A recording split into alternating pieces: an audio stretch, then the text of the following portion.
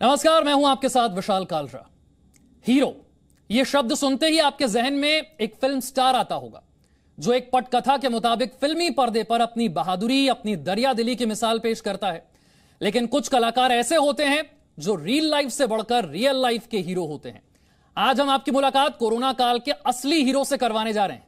ये एक ऐसे स्टार हैं जिससे देश भर के कोरोना प्रभावित परिवार मदद मांगते हैं और इनकी पूरी कोशिश होती है कि ये किसी को भी निराश ना करें। आज हमारे साथ सोनू सूद हैं। बहुत बहुत स्वागत सोनू आपका। नमस्कार, थैंक यू सो मच। तो आपके लाखों फैंस की तरफ से सबसे पहला जो मेरा सवाल है कि लोगों की मदद करते करते आप भी कोरोना से कुछ दिन पहले संक्रमित हो गए। अब आपकी तबीयत कैसी है, आपकी सेहत कैसी है? मैं एकदम ठीक हूँ। फर्क नहीं पड़ता। मैं जब पहली दफा कोरोना हुआ मैंने वही बोला कि कोरोना की ऐसी की तैसी, और मैं आज भी सबको बोलता हूँ कि बहुत सारे लोग मैं जिनसे बात करता हूँ एक पैनिक मच जाता है उनके बीच में, क्योंकि इतनी खबरें सुनते आ रहे हैं कि पता नहीं क्या होगा। तो सबसे पहले तो आपका जो अंदर का मनोबल है उसे स्ट्रॉन्ग करना बहुत इंपॉर्टेंट है, और फिर आप जल्दी ठीक हो ही जाएंगे। तो कोरोना हुआ लेकिन उसने ज्यादा व्यस्त कर दिया, क्योंकि समय था ज्यादा से ज्यादा लोगों से जुड़ने का। एक आमतौर पर हम सभी में धारणा है कि जो लोग फिट होते हैं उन्हें कोरोना का असर कम होता है। आप तो जिस तरह बॉडी बिल्डिंग करते हैं, जिस तरह जिमिंग करते हैं, उसकी वीडियोस हम देखते हैं। तो आप पर कोरोना का कितना असर हुआ? मुझे 5 दिन के अंदर वापस में नेगेटिव हो गया था। तो पता नहीं कितना असर हुआ, लेकिन हाँ, इसका मतलब ये भी नहीं है कि लोगों को ये सोचना है कि आप 4-5 दिन में सब नेगेटिव हो जाते हैं। हर किसी के लिए अलग अलग तरीके से वायरस रिएक्ट करता है। बट मुझे लगता है कि कहीं ना कहीं शायद फिटनेस थी जिसने जल्द से जल्द मुझे वापस पटरी पर लाके खड़ा कर दिया। सबसे ज्यादा सवाल जो हमसे पूछे गए हैं सोनू सूद से पूछने के लिए कि वो लोगों की मदद कैसे करते हैं, लेकिन मैं उससे पहले कुछ और आपसे पूछना चाहता हूं। हम समझते हैं कि मानसिक तौर पर यह बीमारी आपको काफी हद तक तोड़ देती है। आपका इसका अनुभव किस तरह का था? आपने मनोबल का जिक्र किया कुछ देर पहले। मुझे महसूस जब होना शुरू हुआ कि मुझे करवाना है और मैंने टेस्ट करवाया, तो आप सच मानिए, मैंने बिल्कुल पता ही नहीं लगने दिया कि मुझे है। और मेंटली मैं और स्ट्रांग था और ज्यादा व्यस्त हो गया और ज्यादा लोगों से जुड़ रहा था। कॉल्स ज्यादा कर रहा था, लोगों को उन तक मदद ज्यादा पहुंचा रहा था, क्योंकि कमरे में बंद रहना था। समय ही समय था आपके पास, और ज्यादा से ज्यादा लोगों से जुड़ने का एक मौका था। और मैं सब लोगों को भी वही बोलता हूँ कि आपका जो 50% जो ठीक होने का तरीका वही है कि आप अपने मनोबल को इतना स्ट्रांग करें कि आप फील करें कि मैं ठीक हूं। और आप देखेंगे कि उसका कितना फर्क पड़ता है। लोग आपके अनुभव को जानना चाहते हैं। आप आइसोलेशन में कहां थे? आप अस्पताल में थे, घर पर थे? क्या आपका रूटीन था उस दौरान? मैं घर पे ही था, एक कमरे में अलग से बंद किया हुआ था अपने आप को परिवार से दूर, ताकि वो ठीक रह सके और वो ठीक भी रहे। लेकिन सुबह से लेकर रात तक, जैसे मैंने बोला कि मैं सोशल मीडिया के जरिए सब लोगों से जुड़ा हूं। देश भर में जितने लोग जरूरतमंद हैं, चाहे वो ऑक्सीजन बेड्स की बात करें या फिर इंजेक्शंस की बात करें या किसी भी तरह की उनकी तकलीफें होती हैं, वो जुड़ते हैं। तो मेरे पास समय बहुत रहता था उन लोगों से जुड़ने का, उन्हें जवाब देने का, उन तक मदद पहुंचाने का। तो उस समय में मुझे लगता है कि जो मैं 5 से 6 दिन थे, जितना मैंने उस समय लोगों से कनेक्ट किया, तो शायद नॉर्मल समय में नहीं कर पाता था, क्योंकि आप कई बार ट्रैवल करते हैं या कई बार आप व्यस्त हो गए किसी चीज में। लेकिन उस दौरान मैं करीबन हर रोज 32 से 34 हजार लोगों की जो कॉल्स आती थी या मैसेजेस आते थे, या उनसे हमारी पूरी टीम और हम लोग ज्यादा से ज्यादा लोगों तक पहुंचने की कोशिश करते थे। एक ये सवाल आ रहा है कि जो लोग संक्रमित होते हैं आमतौर पर बड़े पैनिक में होते हैं, बड़े परेशान होते हैं जब आइसोलेशन में होते हैं। आप जब आइसोलेशन में थे तब भी आप लोगों की मदद कर रहे थे, तो मोटिवेशन क्या था आइसोलेशन के दौरान? देखिए, जब आपने कंधे पर कोई जिम्मेदारी उठाई होती है, तब आप ये नहीं बोल सकते कि मैं बीमार हूं, मैं 5 दिन नहीं कुछ करूंगा और फिर आप वापस आएंगे। उन 5 दिनों में बहुत सारी जानें बचानी होती हैं। मेरा एक टारगेट रहता है कि एक दिन के अंदर मुझे इतने बेड्स, इतने लोगों को ऑक्सीजन, इतने लोगों को दवाइयां पहुंचानी है। तो मैं ये सोच के नहीं बैठ सकता कि मैं उन 5 दिन को साइड पे रखूं और मैं फिल्म देखूं। मुझे बड़े दोस्त बोलते थे, यार तू अभी टाइम है तो फिल्म देख। हम रिमोट को हाथ भी नहीं लगा पाते, समय ही नहीं है। ऐसा लगता है कि अगर आप 10-15 मिनट आप टेलीविजन देखना शुरू करेंगे तो बहुत सारे ऐसे लोग हैं जो आप तक पहुंचना चाहेंगे, पहुंच नहीं पाएंगे, लोगों की जानें चले जाएंगी। तो हर एक मिनट एक जान के बराबर है। तो बहुत जरूरी है कि आप ज्यादा से ज्यादा समय बिताएं, क्योंकि लोग आपसे जुड़ना चाह रहे हैं। आपने कहा हर एक मिनट एक जान के बराबर है। आपका ये पिछले 1 साल का अनुभव है। मैं आपसे जानना चाहता हूं, जब आप आइसोलेशन में थे, जब संक्रमित थे, किस तरह के मैसेजेस आप तक आ रहे थे आपकी सेहत के लिए, आपको शुभकामनाएं देने के लिए? कुछ याद आता है, कुछ शेयर करना चाहेंगे? बहुत सारे मैसेजेस आए थे, लाखों की गिनती में मैसेजेस थे और सब लोग विश कर रहे थे। आई थिंक उनकी दुआओं के कारण मैं जल्दी ठीक भी हुआ। और आपको पता चलता है कि आपने जो जिंदगी में कुछ किया है, कुछ पाया है, कितनी दुआएं आपके साथ काम करती हैं। कुछ फैंस के वीडियोस भी आते थे, रोने लग जाते थे कि हमें पता चला आपको कोरोना हो गया। तो मैं उनसे वही बोलता था कि आप टेंशन मत लें, जल्द से जल्द मैं ठीक होकर वापस आऊंगा और ठीक होकर वापस आए भी।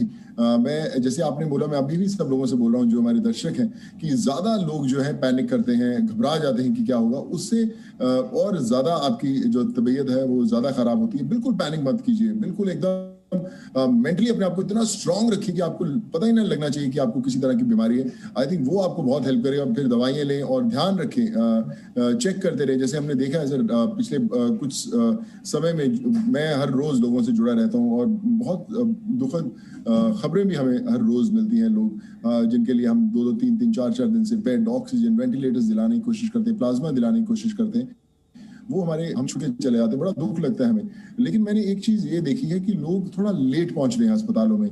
वो लोग थोड़ा इजी भी ले रहे हैं, अस्पताल नहीं मिल रहे, वो एक चैलेंज जरूर है।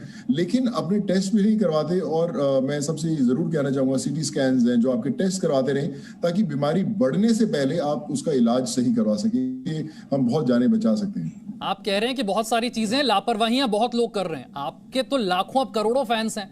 आप इस माध्यम से क्या कहना चाहते हैं उनको? क्या लापरवाहियां कर रहे हैं वो लोग? देखिए, जब भी आज सब लोग ऑक्सीमीटर्स देखते हैं, अपने ऑक्सीजन लेवल्स चेक करते रहें कि कहीं बहुत कम तो नहीं हो रहे। और अगर आपको लगता है कि कम हो रहे हैं की तरफ जाने की कोशिश करें, तुरंत डॉक्टर्स या बेड्स या कोई भी करवाने की कोशिश करें। मैंने देखा है कि दिल्ली में बेड्स की बड़ी मुश्किल हो रही है, लोग दर बदर घूम रहे हैं इधर उधर से। मैंने बहुत सारे लोगों को ये भी रिक्वेस्ट किया कि आप पंजाब की तरफ, करनाल है, सोनीपत है, हरियाणा, पटियाला, चंडीगढ़, वहां जलंधर, वहां पे भी जाए। बहुत सारे लोग वहां पे भी गए और अपनी जानें बचा पाए, क्योंकि समय पर जा पाए। जैसे हर दिन बीतता है, हर घंटा बीतता है, जो जिनके लंग्स इन्फेक्ट हो जाते हैं, वो उनकी जो सीटी स्कोर है बढ़ता रहता है, 15 से 20, 20 से 22। फिर आपको संभालना बहुत मुश्किल हो जाता है। तो समय पर अगर आप पकड़ लेंगे तो आपको कुछ नहीं होगा। बस आपको नजर रखनी जरूरी है कि आपकी जो सेहत है वो किस तरफ जा रही है। और आई फील कि ये मैसेज बहुत जरूरी है सब लोगों को कि आप खास ध्यान रखें, चौकन्ना रहें।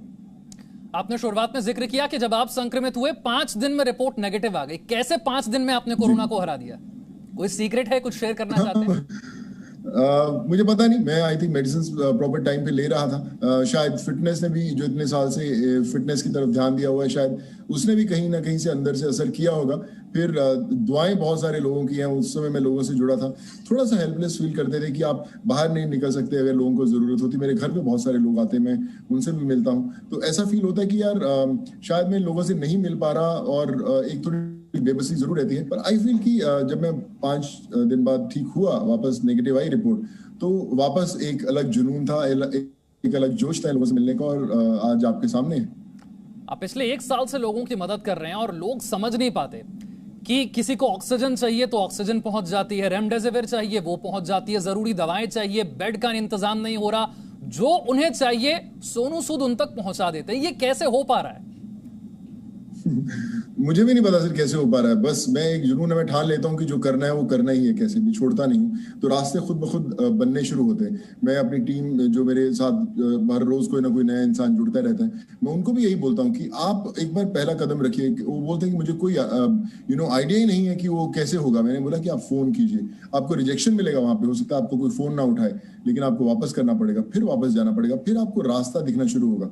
आप विश्वास मानिए कि हम लोग इतने लोगों को रोज प्लाज्मा के इंतजाम कराते हैं, देश भर में करवाते हैं। हमें नहीं पता कि, मुझे नहीं, आज से अगर आप मुझसे 1 महीना पहले पूछते कि प्लाज्मा कहाँ से अरेंज कराना है, मुझे नहीं पता था। अगर आप मुझसे 1 महीना पहले पूछते कि रेमडेसिविर कहाँ से करवाना है, टोसिलिजुमैब कहाँ से करवाना है, मुझे आइडिया नहीं था इन चीजों का।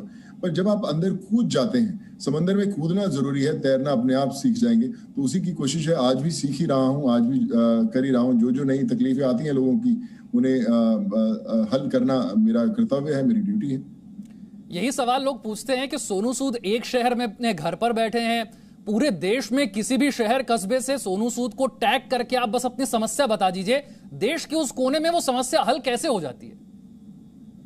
सर मैं रिश्ते मुझे बनाने आते हैं। मैं छोटे से छोटे, अगर आप बात करें छोटे से छोटे कस्बों के अंदर जो लोग रहते हैं, मैं उनसे भी जुड़ता हूँ। मैंने करीबन 7.5 लाख लोगों से जुड़ा था जब मैंने लोगों को घर भेजा था। बहुत सारे लोग आज भी मेरे साथ जुड़े हुए हैं। आप दिल्ली, यूपी, बिहार की बात करें, छोटे छोटे जिले हैं, प्रतापगढ़, गोंडा, यहाँ पे लोग हैं। जब उनको रात को ऑक्सीजन सिलेंडर चाहिए रहता है, किसी को रात को 2 बजे 3 बजे, तो मैं अपने उन्हीं लोगों से रोज कनेक्शन में रहता हूँ कि बॉस वहां से जाओ, ऑक्सीजन उठाओ, उनके घर देकर आओ। रात रात 2-2 बजे बेचारे वो अपनी गाड़ी में उठाकर उनके घर पे पहुंचाते हैं, क्योंकि हर जान की कीमत है, समय नहीं है। या आप ये नहीं बोल सकते कि कल मैं देखता हूँ सुबह क्या हो। आज जिसका ऑक्सीजन लेवल कम होता जा रहा है, पता नहीं कल बचेगा नहीं बचेगा। तो आप जो उसके लिए कोशिश कर रहा है, तो आप कभी उस चीज से बाहर नहीं आ पाएंगे अगर आप उस तक मदद पहुंचाने में देरी कर देते हैं। तो ये वो समय है जहां पर कोई दिन नहीं है, कोई रात नहीं है, कोई आराम का समय नहीं है, कोई अपने आप को व्यस्त रखने का, टेलीविजन देखने का समय नहीं कि आप मूवीज देखते रहे बैठे। मदद कीजिए, लोगों से जुड़िए, क्योंकि हर इंसान को कहीं ना कहीं आपकी जरूरत है। एक पूरी टीम आपके साथ लगी हुई है, क्या उस टीम को आप इंस्ट्रक्शंस देते हैं, क्या बताते हैं, वो मदद कैसे करते हैं? मैं तो सुबह उठ के जैसे उठता हूँ, मैं 5 बजे उठा हूँ, 6 बजे मैं उनको मैसेज करना शुरू करता हूँ कि बॉस उठो, सोने का समय नहीं है। तो वो सब बेचारे घबराए रहते हैं कि यार ये तो उठ गए, अभी बहुत काम आने वाला है, कि इस जिले में पहुंचो, वहां पे पहुंचाओ, ऐसे करो। मैं एक्टिव रखता हूँ। मुझे लगता है कि मैं बार बार बोलता हूँ कि हर एक जो सेकंड है बहुत कीमती है। आप किसी के लिए ये सोचिए कि जिसकी माँ को बेड नहीं मिल रहा और वो बेटा अपनी माँ को अपने सामने जाता हुआ देख रहा है, तो उसके लिए हर एक सेकंड की क्या कीमत है। एक फादर जो अपने बच्चे को लेके अस्पताल दर अस्पताल घूम रहा है, उसको एडमिशन नहीं मिल रहा, उसके लिए उसकी क्या कीमत है। ऑक्सीजन की क्या कीमत है लोगों के लिए। तो आप का अगर रिसोर्सेस और आपकी पहुंच है उन तक वो मदद पहुंचाने की, तब आपको रेस्ट करने का कोई हक नहीं है। मुझे लगता है कि पहुंचना है। ये बहुत कठिन समय है हमारे देश के लिए, और हम सबको एक टीम बनानी। मैं आधी से ज्यादा लोग मेरी टीम के मैं जानता नहीं, उन लोगों को जुड़ते रहते हैं। कई बार मैं आपको एक एग्जांपल देता हूँ। देहरादून के अंदर हम एक लड़की सभा, जिसकी हम पिछले 1 हफ्ते से हम लोग मदद करने की कोशिश कर रहे थे। बड़ी मुश्किल से उसे हमने बेड दिलाया डून हॉस्पिटल में। बड़ी मुश्किल से हमने उसे ऑक्सीजन दिलाया, वेंटिलेटर दिलाया, प्लाज्मा भिजवाया, हर चीज हम लोग कर रहे थे। और उसके 26 वीक्स के, और हमें लगा कि सब ठीक हो गया। एंड देन एक दिन सुबह खबर आती है परसों की, वो नहीं रही। तो आपका दिल टूट जाता है। आपको लगता है यार 1 हफ्ते से आप लगे थे, यार बच गया था, लेकिन बच गई थी, और अभी एक साथ 3 जाने चलेगी। तो आप मेंटली आपको इतने ड्रेन हो जाते हो कि आपको लगता है कि यार मैं कैसे आगे काम करूं। उस लड़की के जो हस्बैंड थे, 10 घंटे के अंदर उन्होंने मुझे फोन करके बोला कि सर आपने मेरी वाइफ के लिए इतना मेहनत किया है सर, मुझे बड़ा अच्छा लगा, मैं अभी आपके साथ जुड़ना चाहता हूँ, मेरे लिए बताइए मैं क्या करूँ। उसकी सिस्टर का फोन आया, मेरे से बात की कि हम आपकी टीम में जुड़ेंगे सर, आप बताइए। हम नहीं चाहते कि जो हमारे साथ हुआ है किसी और के साथ हो, हम भी और मेहनत करेंगे। तो ये है वो जज्बा जो जिस तक मदद पहुंचती है, वो किस तरह दूसरों की मदद करने के लिए आगे बढ़ता है। वो जज्बा हमें जगाना है पूरे देश के हर एक इंसान के अंदर। आप सोशल मीडिया पर कई वीडियोस पोस्ट करते रहते हैं, जिनमें से एक वीडियो आपके फोन का भी था कि हर सेकंड कितने नोटिफिकेशन, कितने मैसेज मदद के लिए आते हैं। तो इतने सारे मैसेजेस को पढ़ना, उन तक मदद पहुंचना, ये हो कैसे पाता है? कितनी रिक्वेस्ट हर रोज आती हैं? सर मैं परसों देख रहा था 27,000 कुछ 700-800 रिक्वेस्ट थी एक दिन के अंदर। ये तो वो है जो जिन तक मैं पहुंच पाता हूँ। मैं अपनी ईमेल नहीं देख सकता क्योंकि वो क्रैश हो चुकी है मेरी, उसमें इतने ज्यादा मैसेजेस आते हैं। मैं फेसबुक नहीं देख सकता क्योंकि वहां पे 60-60 हजार मैसेजेस हर रोज आते हैं। तो मैंने एक प्लेटफॉर्म बनाया कि हाँ ट्विटर, यहाँ पे ज्यादा से ज्यादा लोग जुड़ते हैं। या फिर हमारी अभी टीम जो है वो लोग जानने शुरू हो गए हैं कि अगर आपने एक किसी जिले में, बिहार में, यूपी में, मध्य प्रदेश में कहीं किसी की मदद की, तो मदद करने के बाद वो बता देता है कि यार आपने बहुत अच्छा किया। वो 10 लोगों को और बताता है कि सोनू सूद की टीम से फला आदमी है, ये आपकी मदद कर देगा। तो धीरे धीरे जो लोग ही कम्युनिटी सर्विस एक दूसरे की कर रही है। मैंने एक टेलीग्राम का एक ग्रुप बनाया जहां पे करीबन 1 लाख लोग जुड़े हुए हैं जो एक दूसरे की मदद कर रहे हैं। एक जने को प्लाज्मा चाहिए तो दूसरा बंदा बोलता है आपको यहाँ मिल जाएगा, आपको ये चाहिए तो वो उसको जोड़ते हैं। तो एक कम्युनिटी हेल्प बन रही है। तो ऐसे अलग प्लेटफॉर्म्स बनाए हैं ज्यादा से ज्यादा लोगों को जुड़ने के लिए, और अभी सीख ही रहे हैं, कोशिश कर रहे हैं। बट बोलते हैं कि हर जान कीमती है, उसी की कोशिश है कि हर उस जान बचाना है। आपने एक बात बताई, टेलीग्राम पर एक ग्रुप है जिसमें 1 लाख लोग हैं और ये एक दूसरे की मदद करते हैं। ये जो टीम आपकी है, थोड़ा सा इसके बारे में और बताइए। अलग अलग शहरों में, अलग अलग स्टेट में ये टीम कहाँ है? कोई ज्वाइन करना चाहता है, कोई मदद करना चाहता है, कोई मदद मांगना चाहता है, क्या करना होगा उससे? सर अपने आप जुड़ते हैं लोग।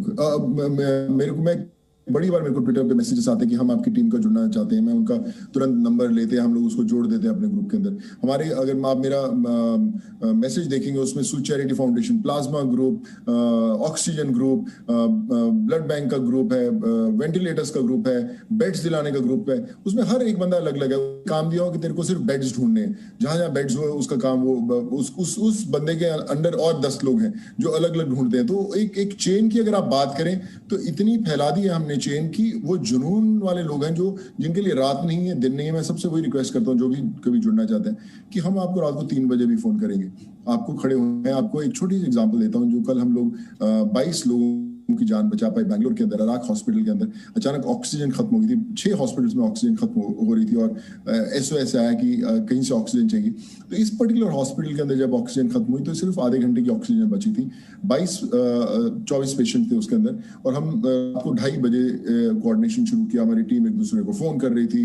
मैं वहां से एक सिलेंडर लूंगा, मैं यहाँ से बाइक्स पे उठा के सिलेंडर हम लोग वहां पे हॉस्पिटल में लेके गए, बैंगलोर में हमने लगवाया और उसकी एक आधे घंटे की मोहलत मिली हमें। और उस बीच के अंदर 2 लोगों की जान भी चलेगी, लेकिन हम 22 लोगों को बचा पाए। 22 लोगों को बचा पाए और हमने 4 घंटे के अंदर 16 सिलेंडर्स उस टीम वहां पे पहुंचाए और लोगों की जान बच पाई। तो कैसा बचा हमें नहीं पता। वो ये भी हो सकता था कि हम लोग शायद सो रहे होते उस समय, अपने मोबाइल साइलेंट पे कर और हम लोग नहीं बचा पाते। तो पता नहीं कैसे होता है सर, पर एक जुनून है और मुझे लगता है कहीं ना कहीं उनकी दुआएं भी काम करती हैं जब हम लोग लोगों तक पहुंचने की कोशिश करते हैं। मुझे लगता है पिछले 1 साल से आप सिर्फ और सिर्फ लोगों की मदद में लगे हुए हैं। क्या रूटीन होता है, कैसे सुबह होती है आपकी, कब से मदद करना शुरू करते हैं? कोई टीम के ऐसे लोग हैं सपोर्ट स्टाफ में जो आपके लिए पिलर की तरह काम करते हैं? बिल्कुल सर, मैं सुबह शुरू करता हूँ।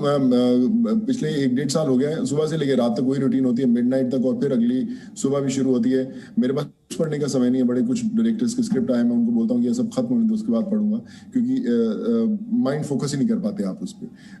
बहुत बहुत बहुत तकलीफ होती है जब आप लोगों को तकलीफ होते देखते। मेरी टीम में जितने लोग हैं, मैं आपको बता रहा हूँ, हर एक इंसान, मैं अभी इतने लोग हैं, मैं सब लोगों का नाम नहीं ले सकता, लेकिन अगर जो लोग सुन रहे हैं वो लोग आधे थे जिनसे मैं कभी मिला भी नहीं था, और ऐसे भी लोग हैं जिनसे आज तक नहीं मिला हूं, लेकिन मुझे लगता है मेरे वो परिवार का हिस्सा है। मुझे मेरी स्ट्रेंथ लगते हैं। मुझे लगता है मैं इनको कभी भी आधी रात को फोन करके बोल सकता हूँ कि बॉस उठाओ बाइक, पहुंचो उस जिले के अंदर, चाहे वो 50 किलोमीटर दूर है, चाहे 100 किलोमीटर दूर है, बचा के आओ उसको, गाड़ी में बैठाओ, हॉस्पिटल छोड़ के। और आधी आधी रात को मैं डॉक्टर्स को, अटेंडेंट्स को, जो रजिस्टर करते हैं एडमिशंस, उन लोगों को फोन करता हूँ, वीडियो कॉल्स करता हूँ कि बॉस मैं हूं और प्लीज मेरे इस पेशेंट को बचाओ, और लोग बचाने की कोशिश जरूर करते हैं।